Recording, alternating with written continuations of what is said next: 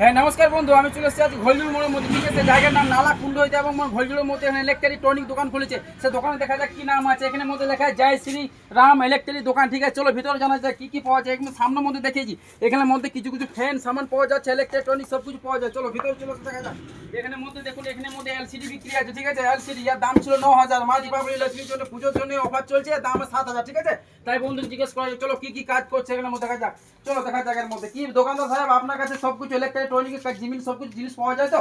পাওয়া যায়। আচ্ছা, আপনি যে কাজ করছেন এটা মোবাইলে সবকিছু ডিসপ্লে চেঞ্জ করেছেন আপনি?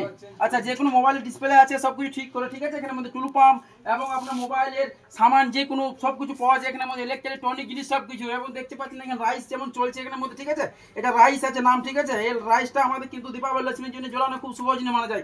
আরো অনেক কিছু জিনিস পাওয়া যায় এখানে মধ্যে। ঠিক আছে, অনেক সব টর্চ পাওয়া যায়, বল পাওয়া যায়, যে কোনো ইলেকট্রিক সামানের ব্যাপারে এখানে পেয়ে যাবেন। ঠিক আছে বন্ধুরা, অবশ্যই তোমরা এখানে সকাল থেকে নিতে পারবেন, দাম অবশ্যই রেট ভালো আছে। ধন্যবাদ বন্ধু।